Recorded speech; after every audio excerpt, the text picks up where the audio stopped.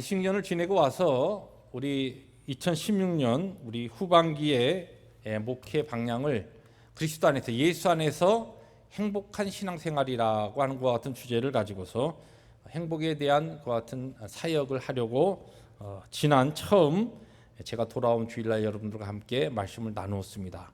아마 자주 이제 그리스도 안에서 예수 안에서 무엇이 행복인가에 대한 것을 자주 나누게 될 것입니다. 오늘은 참 행복했던 사람을 소개합니다라고 하는 제목을 가지고 우리가 잘 아는 사도 바울에 대한 귀한 그 사역들을 그리고 그의 하나님 앞에서 행복했던 삶들을 우리들이 더듬어 가면서 오늘 우리들도 동일하게 그리스도 안에서 어떻게 하면은 행복한 자들로 믿음 생활하고 가정 생활하고 또한 교회를 섬길 수 있는가라고 하는 것을 살펴보려고 합니다. 오늘 우리가 읽은 말씀 20장에서 한 6장을 뒤로 가면은 26장 29절에 많은 설교가들이 이야기하는 사도 바울의 행복 선언문이라고 하는 것이 나옵니다.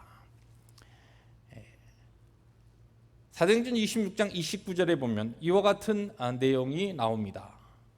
당신뿐만 아니라 오늘 내 말을 듣는 모든 사람은 다 이렇게 결박된 것 외에는 나와 같이 되기를 원하나이다.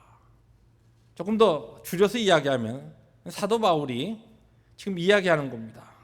모두가 다 나처럼 되었으면 좋겠습니다.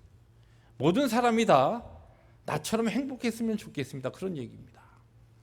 여러분 주위에 있는 모든 사람들, 지금 하나님 앞에 예배하는 여러분 주위의 사람들이 적어도 나처럼 되었으면 좋겠다라고 그렇게 이야기할 수 있다고 한다면 틀림없이 그 사람은 엄청난 그리스도 안에서의 자신 있는 복을 누리며 예수 안에서 참된 행복을 누리고 있는 사람일 것임이 틀림없습니다.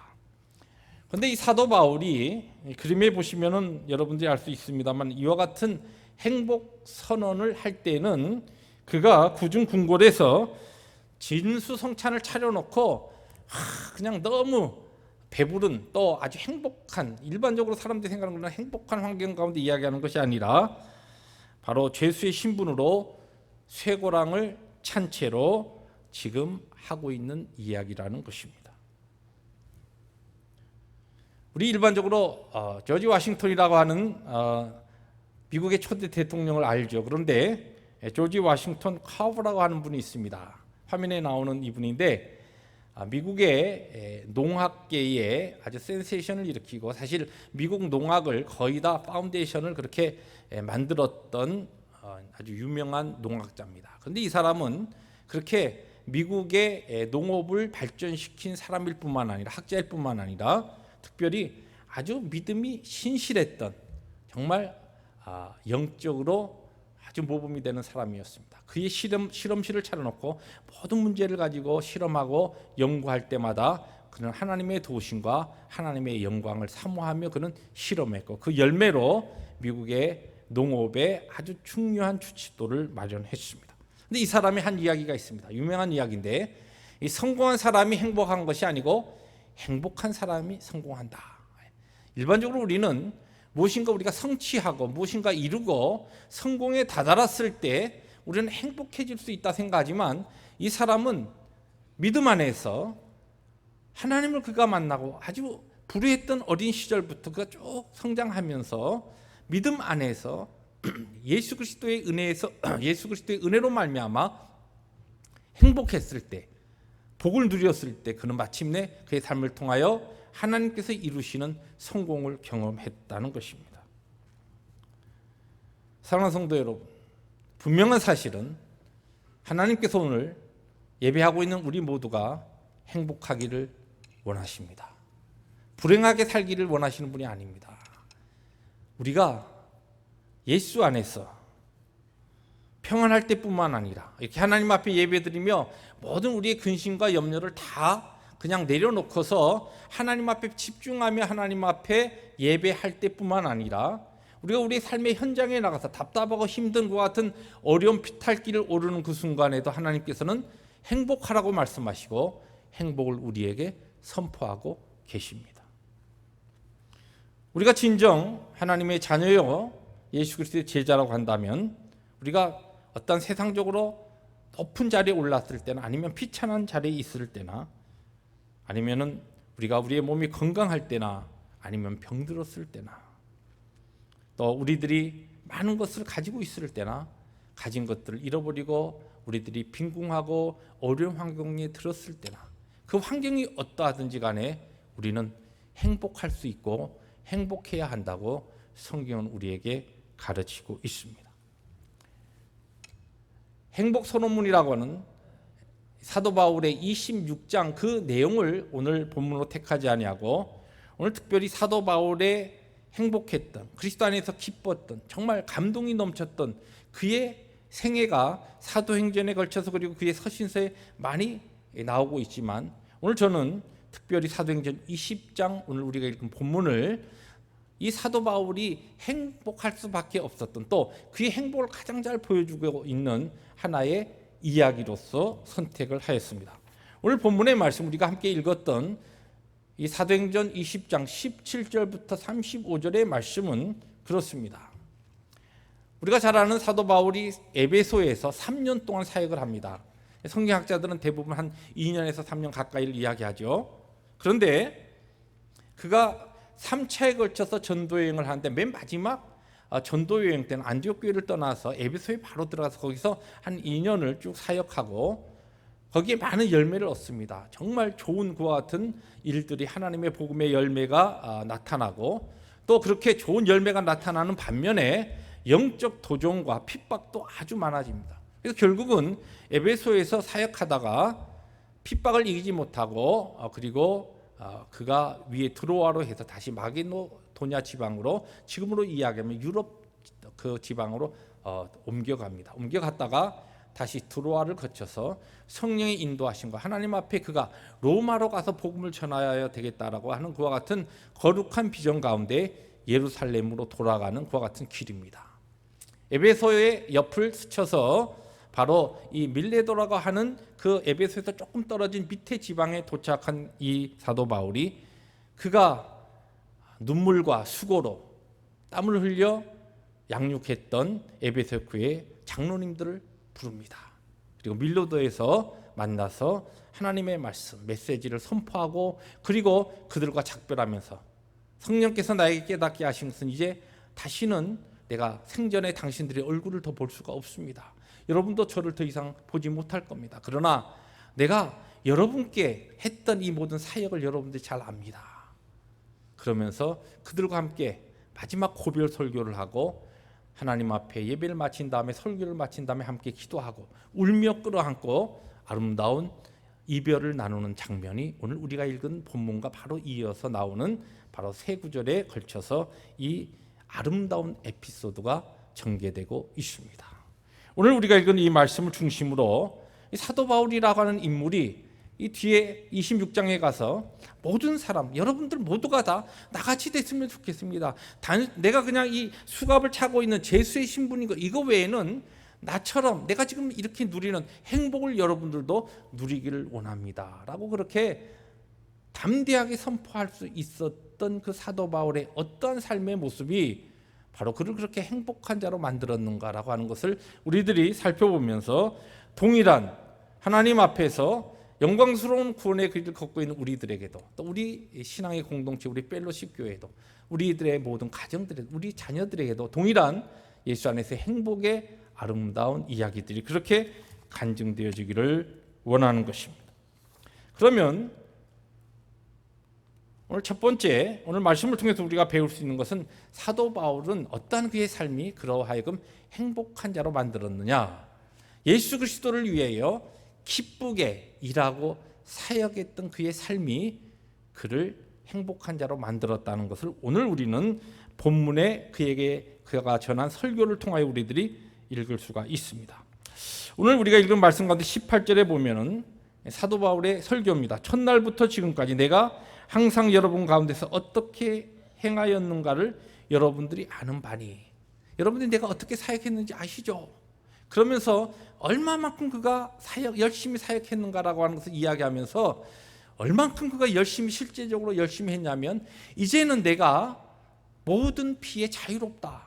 그 표현은 무슨 얘기냐면 내가 하나님 앞에서 정말 최선을 다해서 사역했습니다. 그래서 내가 하나님 앞에 내가 사역한, 여러분들 목양한 이 일에 있어서 얼마큼 열심히 일했는가에 대해서 내가 더 이상 후회함이 없다는 것이에요. 그렇게 열심히 그는 주의 복음을 위해서 하나님의 부르심 앞에서 그렇게 열심히 일했다는 것입니다.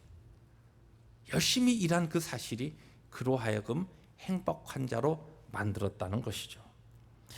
일반적으로 우리 크리스찬들이 좀 오해하고 있는 하나가 있습니다. 일이라고 할 때 일한다 또는 노동한다 이런 것에 대해서 우리는 좀 부정적인 시각을 가지고 있습니다. 그 이유가 두 가지 있습니다. 하나는 성경적인 근거에 의해서 일하는 것은 별로 복이 아니고 일하지 아니하고 뭐 그냥 빈둥빈둥 놀면서 즐기는 것이 복이다 이런 생각이 하나 있고, 또 하나는 성경적인 이유 때문에 그렇습니다. 또 하나는 우리의 전통적인 이 오리엔탈 유교적인 그와 같은 역기능적인 영향으로 말미암아 옛날에 보면은 벼슬 높은 사람들은 일하지 아니하고 그냥 이렇게 놀면서 잘 먹고 잘 살고, 그러고 주로 좀 못한 사람들, 그런 사람들이 그냥 열심히 일하면서 살아가는 것을 그와 같은 그 신분 사회와 그 전통적인 사회의 영향으로 말미암아 일하지 아니하고 놀고 먹는 것이 그것이 행복한 삶이고, 일하는 삶, 열심히 노동하는 삶은 좀 부정적인 것 같은 생각이 우리에게 있다는 것입니다. 특별히 성경적인 그와 같은 우리도 모르게 잠재의식 속에 우리들이 가지고 있는 것이 무엇이냐면 이 창세기 3장 17절의 내용에 근거합니다. 잘 알듯이 우리의 인생의 인류의 선조인 시조인 아담과 하와가 범죄한 다음에 하나님께서 그들의 범죄에 의해 하신 말씀이죠. 창세기 3장 17절 말씀에 보면 아담에게 이르시되 내가 너의 아내의 말을 듣고 내가 너에게 먹지 말라 한 나무의 열매를 먹었은즉 땅은 너로 말미암아 저주를 받고 너는 너의 평생에 수고하여야 그 소산을 먹으리라. 여기 보면은 아담과 하와가 범죄한 다음에 범죄의 결과로서 하나님께서 하나님의 형벌과 심판을 선포하시는데, 그 죄의 결과로서 너의 평생에 수고하여야 그 소산을 먹는다. 여기 수고는 영어 성경에 보면 painful toil이라 되어 있는데 고통스러운 노동을 이야기합니다. 막 힘들게 일하는 것을 이야기합니다. 죄로 인해서 우리들이 힘들게 일해야 먹고 살게 되었다. 그런 우리의 인식이 딱 들어가지고 일하는 것, 노동하는 것, 땀 흘려 일하는 것은 우리의 사람들에게 죄로 인하여 온 결과이기 때문에 일에 대해서, 열심히 일하는 것에 대해서 우리 많은 신앙인들이 좀 부정적인 생각이 깔려 있다는 것입니다. 그런데 여기에 대한 분명한 성경적인 오해를 우리가 풀 필요가 있습니다. 우리의 인류의 죄가 들어오기 전에 하나님께서 에덴 동산을 창조하시고 천지를 창조하시고 에덴 동산을 두시고 거기에 아담과 하와를 두신 다음에 하신 말씀이 나옵니다. 창세기 2장 15절 말씀입니다. 화면을 통해서 한번 같이 읽어볼까요? 시작. 여호와 하나님이 그 사람을 이끌어 에덴 동산에 두어 그것을 경작하며 지키게 하시고, 이게 지금 죄 짓기 전입니다. 에덴 동산을 만드시고 하나님께서 아담을 이끌어서 에덴 동산에 그 모든 것들을 경작하며, 이게 뭐냐면 영어 성경으로 work, 일하다라고 하죠. 일하게 하셨어요. 그러면 분명히 인생이 범죄하기 전에도 일했습니다. 범죄한 후에도 수고하며 일했습니다. 그런데 그럼 범죄하기 전과 범죄한 후에 이 일이 무엇이 다른가? 그 뒤에 일이 페인풀한 거예요. 고통스러운 거예요. 힘든 거예요. 짜증나는 거예요. 그것이 죄로 인하여 형벌로 온 우리 일의 결과입니다. 근데 그 전에는 그 일이 범죄하기 전에 우리 사람들에게 주신 일은 어떤 일이었느냐? 즐거운 일이었습니다. 기쁜 일이었어요. 감사한 일이었어요. 무슨 얘기입니까? 하나님께서 오늘 우리를 그리스도의 피값으로 사셔서 죄 가운데서 구속하시고 멸망 가운데 있었던 우리들을 생명의 자리로 옮기셨습니다. 그리고 이 땅에서도 하나님의 영광스러운 천국을 누리며 살게 하셨어요. 이것은 달리 표현하면 죄로 인하여 죄의 심판과 형벌 가운데 있었던 우리들을 죄 이전에 그와 같은 상태로 우리를 회복시키고 그 이상 예수 그리스도를 통하여 더 존귀한 자들 우리를 만들어 가시는 것이 구원입니다. 구원받은 우리들에게 있어서 우리의 일과 우리의 사역은 기쁘고 즐거울 수밖에 없다는 것이에요. 근데 여러분들 일하실 때 짜증나고 속상하고 힘드십니까? 그럴 때마다 생각하셔야 됩니다. 지금 나 이렇게 일이 힘들고 막 일하는데 짜증나고, 이 일이 다른 게 아니라 죄의 결과로서 나에게 나타나는 거구나. 하나님께서는 그와 같은 워크, 그와 같은 사역과 그와 같은 노동과 일을 우리에게 원하시지 않습니다. 똑같은 사역을 해도 그리스도의 우리를 부르신 사명 안에서 우리들이 기뻐하고 즐거워하며 그 일을 하기를 원하십니다. 왜요? 우리는 그리스도로 말미암아 재창조된, 다시 거듭난 하나님의 사람들이기 때문에 그렇습니다. 어제 토요 새벽기도 마치고 한 집사님이 이 본당에서 열심히 현재 백힘을 하고 계시더라고요. 어떻게 집사님 혼자 하고 계세요? 오늘 어떻게 연락이 잘 안 돼서.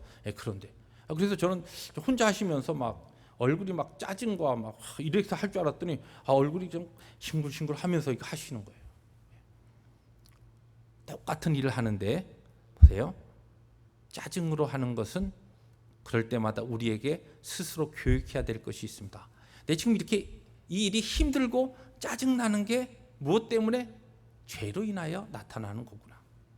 똑같은 일을 하지만 감사와 기쁨과 즐거움으로 하는 것은 왜 그렇습니까? 우리 가운데 성령 하나님께서 우리에게 이미 새롭게 하신 그리스도의 보혈로 우리를 새로운 피조물로 만드시고 하나님의 영광을 위하여 기쁘게 일하며 사역할 수 있는 이 사명 주셨기 때문에 우리에게는 일을 할 때 기쁨과 감사가 있게 되는 것입니다.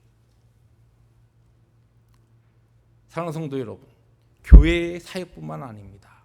여러분들이 가정에서 하시는 일이나 아니면 직장에서 일터에서 하시는 일을, 어떤 일을 할 때에 하나님께 거룩한 소망과 감사를 가지고 일을 하시기 바랍니다. 이 더운 떼약볕에 이런 일을 내가 하면서 이 미국 땅까지 와서 해야 되느냐? 그것이 아니라 하나님께서 오늘 일자리를 찾고 일하기를 원하는 사람도 많은데 오늘 나에게 건강함을 주시고 이 일감을 주셔서 오늘도 하나님의 영광을 위해서 부르심 위해서 일하게 하시니 얼마나 감사한가. 그러면서 감사로 찬송으로 일하실 때 그 일이, 그와 같은 행복한 그 일이 우리의 삶 전체를 행복하게 만든다는 것입니다. 오래전에 저 루이지애나에서 목회할 때 어떤 분이 오셔가지고 그러더라고요. 목사님, 다른 게 하는 게 아니라 그분은 그 루이지애나의 청소들을 한 분들이 많이 하는데 이분이 한 번은 목사님, 힘들어 죽겠어요. 짜증나 죽겠어요. 왜요? 미국까지 와가지고요. 막 이 양놈들 똥통을 맨날 닦고 그냥 막 왜 여기까지 와서 내가 이런 일을 하는지 모르겠어요. 그러면서 막 불평이 꽉 차 있는 거예요. 그래서 그 자매님께 그랬습니다. 똑같은 일을 하셔도 다른 사람들이 다 손 놓기 싫어하고 힘들어하는 그 일에, 그들을 섬기는 그 일에 하나님께서 나를 부르셔서 이 일을 하면서 그 사람들을 섬긴다라고 하는 것을 오히려 바꿔서 생각하세요. 그런데 보세요. 이야기를 가만히 들어보니까 그러다 보니까 그냥 뭐 매번 하기는 어렵고 그래서 이제 요령이 생겨가지고 뭐 불평을 하면서도 또 뭐 이야기를 하는 게 요령이 생겨가지고 이렇게 각 층에 내려다 다니면서 그냥 다 쓰레기를 안 비우고 그냥 꾹 누르고 내려가고 꾹 누르고 내려가면서 그냥 쓱 하면은 한 뭐 10분 만에 다 끝납니다. 그래요. 이야기를 들어보니까 아니 그렇게 쉬운 일이 어디 있어요. 하나님께서 이 미국 땅에 와서 일감도 주시고 주 영광을 위해서 다른 사람이 힘든 거 오히려 섬길 수 있는 그 일을 하면서 주님의 마음을 담게 하시는 것, 오히려 그것을 생각하면서 감사하세요. 기뻐하세요. 얼마 후에 한국으로 돌아가셨어요. 그런데 똑같은 일, 여러분 어떠한 환경이든지 하나님의 영광과 기쁨입니다. 하나님이 오늘 나에게 이 일을 맡기셨다. 여러분, 집에서 자녀들을 양육하고 집에서 가정일을 하실 때도 똑같은 일이지만 하나님께서 나에게 내가 사랑하고 내가 섬길 수 있는 내 가정도 주시고 또 그들을 위해서 내가 일할 수 있는 이 건강도 주시고 그렇게 하나님 앞에 감사한 마음을 가지고 똑같이 하시면 그 동일한 일이 바로 인류에게 죄가 들어오기 전에 하나님께서 우리에게 명령하시고 말씀하셨던 그와 같은 일이 되지만 똑같은 일을 하면서 불평과 원망으로 하게 된다면 오히려 그 일은 우리에게 있어서 죄의 결과로서 하나님이 선포하신 형벌의 일이 될 수밖에 없다는 것입니다. 여러분에게 동일한 일이지만 어떻게 믿음으로 반응하느냐에 따라서 그 일은 여러분의 행복을 가져다 주기도 하고 아니면은 불행을 가져다 주기도 합니다. 기독교 신앙을 제외한 기독교 신앙이 부재한 모든 문화권에서 사실 노동을 부정적으로 인식해온 것이 사실입니다. 그래서 여러분들 이 역사와 또한 여러 가지 그 문화권에 있는 기독교의 영향권을 여러분들이 쭉 보시면 알겠지만은 성경적 기독교 신앙이 심어지는 곳마다 문화가 발전하고 사회가 발전하는 것 그런 것이 다른 우연한 것이 아닙니다. 사실은 전통적으로 기독교 문화권이 아닌 곳에서는 사람이 일하지 아니하고 놀고 먹는 것이 존중하는 사회입니다. 한 세기만 해도 한국도 별로 다르지 않았습니다.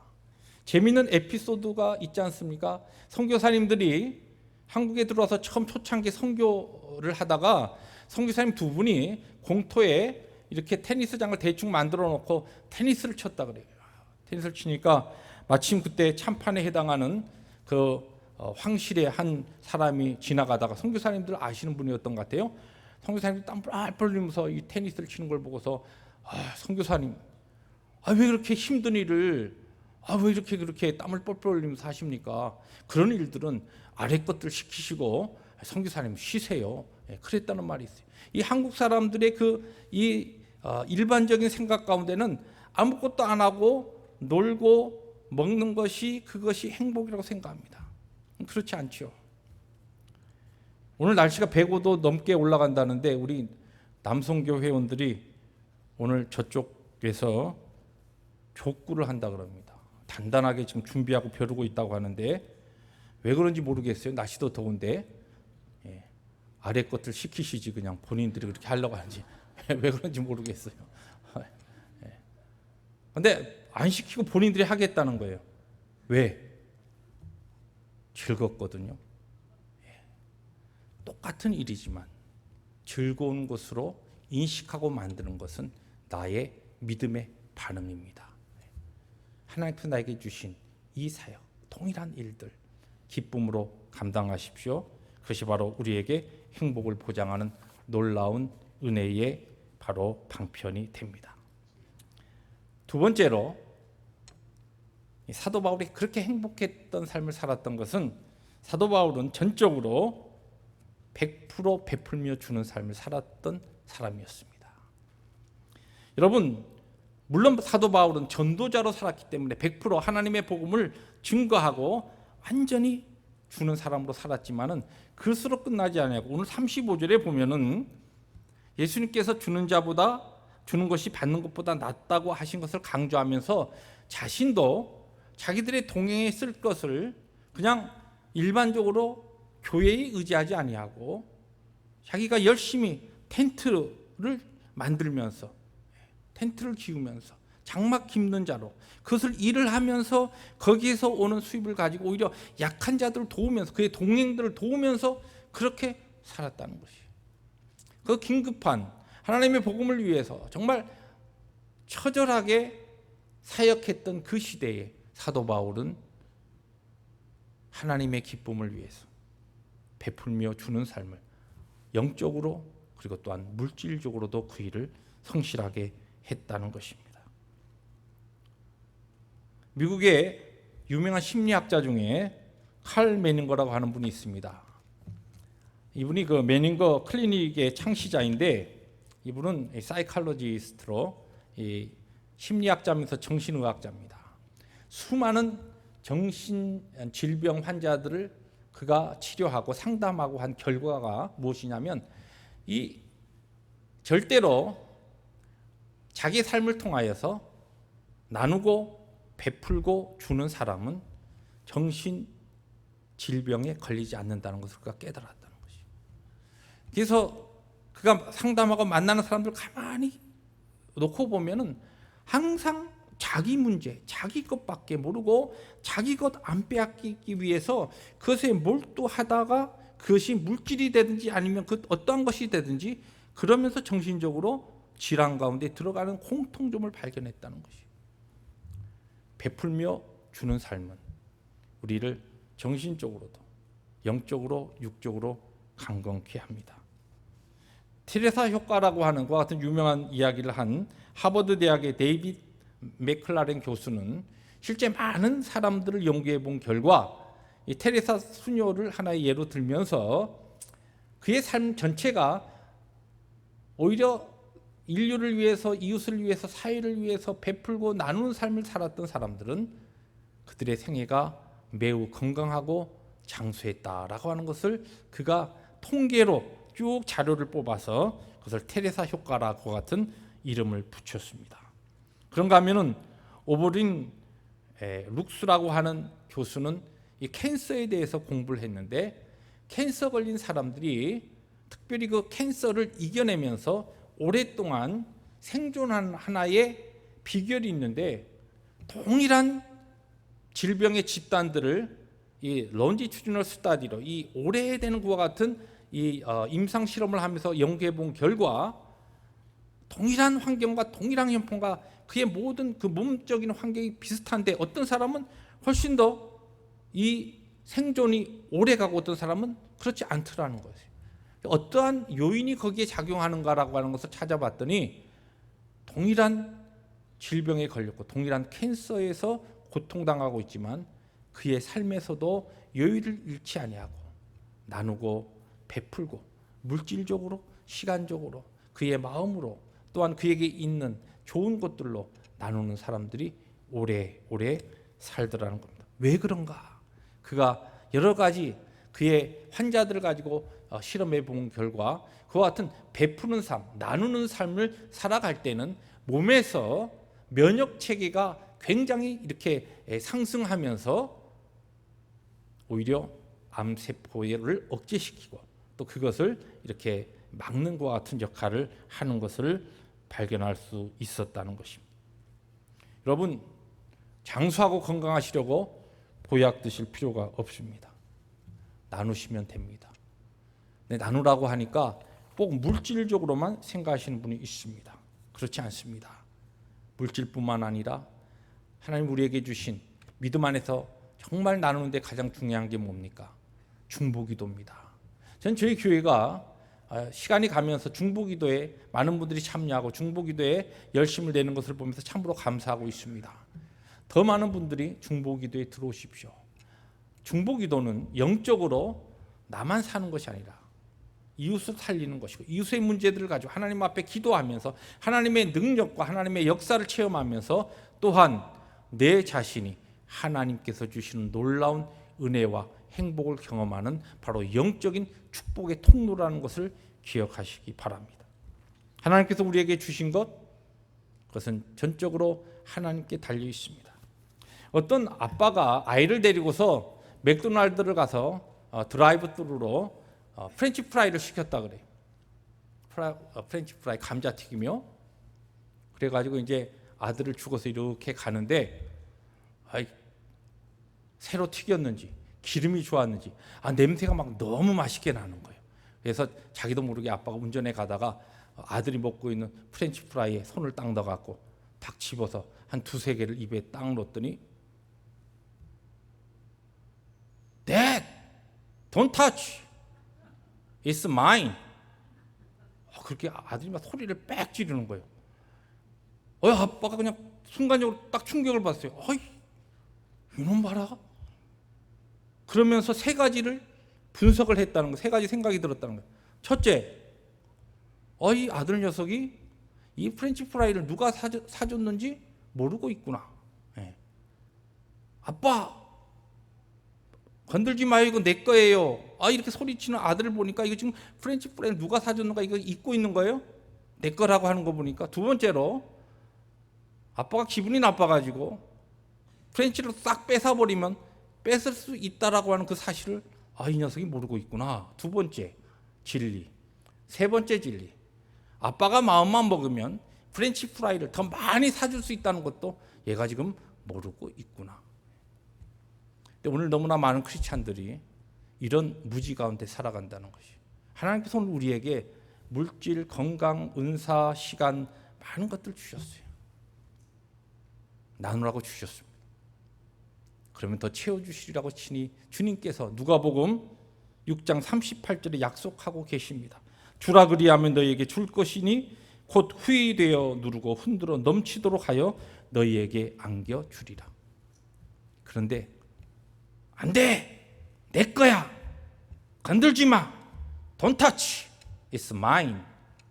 그러면서 살아가는 오늘 신앙인들이 너무 많다는 것이, 하나님께서는 우리의 것을 빼앗으실 수도 있는 분입니다.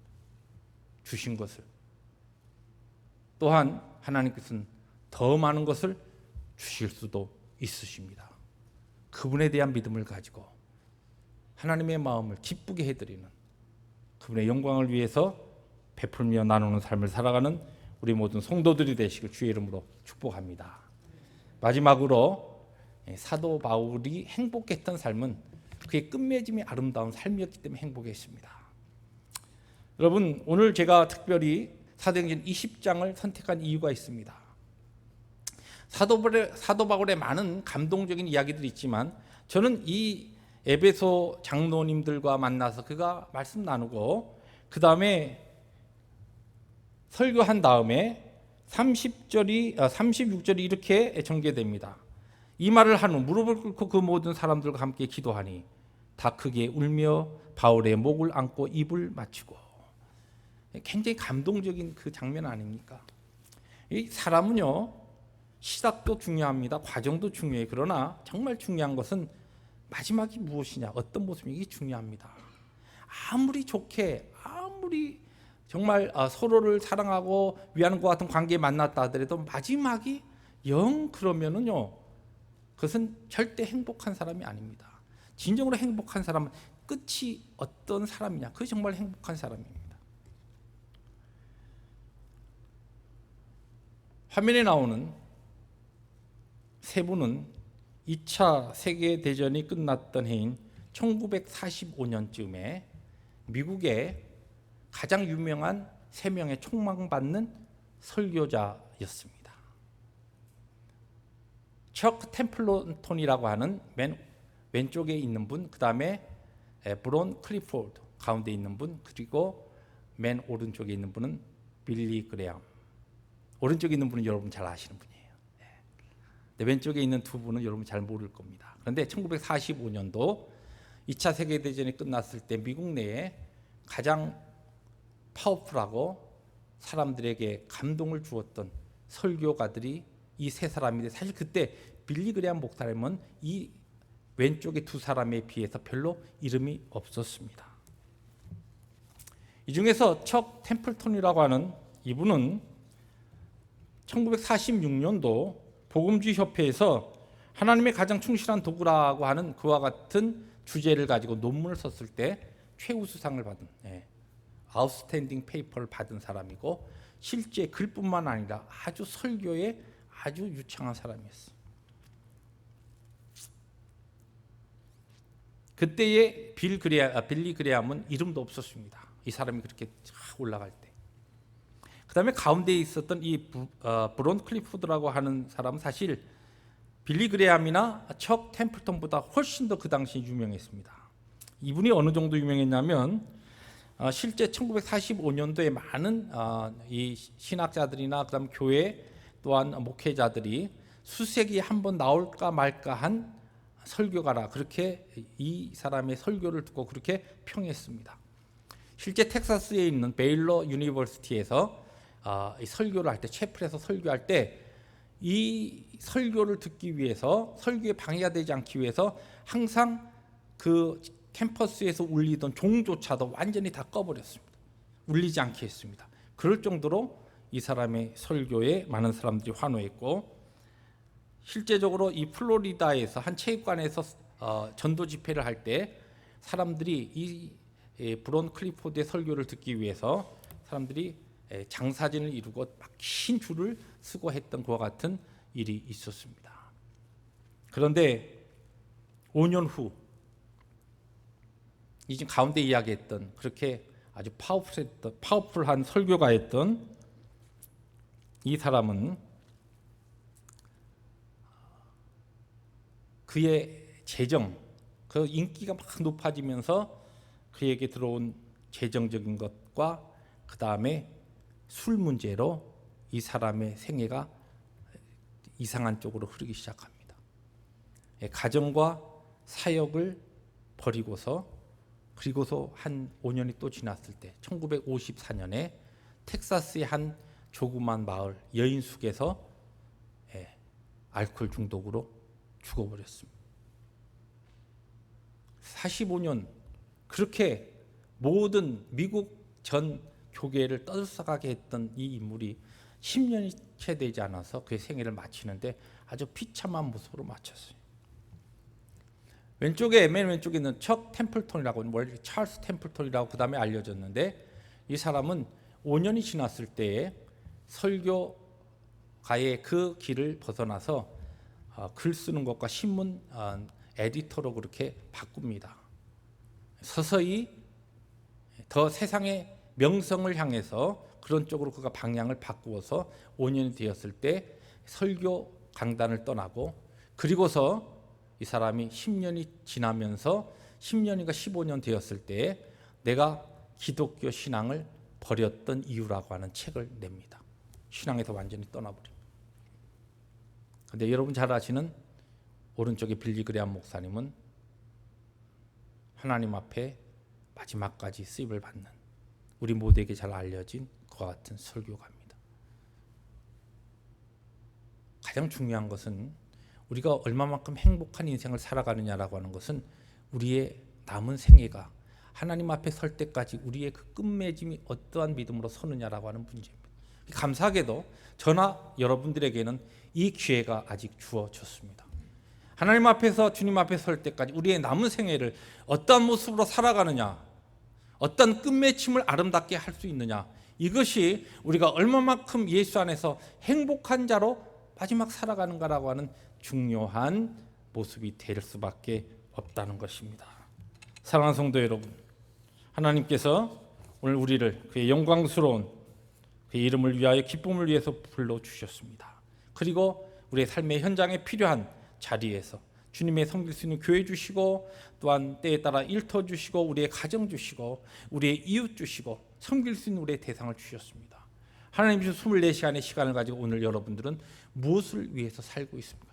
그 일이 어떤 일이든지 간에 창조 전에 하나님께서 우리에게 약속하신 그 영광스러운 기쁨의 사역과 그 일이 될 수 있도록 여러분들이 감사와 즐거움으로 그 일을 감당하시기 바랍니다. 그럴 때 우리는 진정으로 행복한 자로 살 수가 있습니다. 가정에서는 어머니로서, 아빠로서의 그 일 감사로, 기쁨으로 감당하십시오. 그럴 때 가정이 행복해집니다. 여러분의 목장에서, 여러분의 교회 사역지에서, 여러분의 직장에서 감사로, 기쁨으로 그 사역을 감당하십시오. 그 일이 무엇이든지 간에 그리하여서 하나님의 영광을 위하여, 하나님이 나의 부르신 그 부르심 앞에서 그 일을 감당할 때에 우리는 사도 바울의 고백처럼 모든 사람이 나처럼 되기를 원합니다라고 하는 그와 같은 행복 선언을 우리도 할 수가 있을 겁니다. 주께서 주신 약속 붙잡고 나누십시오. 베푸십시오. 받는 것도 복입니다. 그러나 분명히 주님께서 말씀하셨습니다. 주는 것이 더 큰 행복이라고 말씀하고 계십니다. 아름다운 마지막을 위해서, 끝맺음을 아름답게 하기 위해서 하나님께서 오늘 여러분이 허락하신 믿음의 자리에서 더 열심히 좌로나 우로나 치우치지 않고 주의 부르심 앞에서 그렇게 충성하시기 바랍니다. 이와 같은 행복한 우리 개개인이 될 때 우리의 가정이 행복한 가정이 되고 우리 펠로십 교회가 행복한 교회가 되고 또한 우리의 자녀 세대가 행복한 우리의 이 세대가 될 것입니다. 그리고 우리가 살고 있는 이 사회가 더욱더 행복한 사회로 바꾸어질 것입니다. 우리를 죄악 가운데 구속하신 하나님, 그분은 오늘도 하나님의 자녀인 우리들이 예수 안에서 이렇게 행복하게 살기를 기다리고 소망하고 계십니다. 그러한 은혜가 우리 모두에게 있기를 주의 이름으로 축복합니다. 기도하십니다.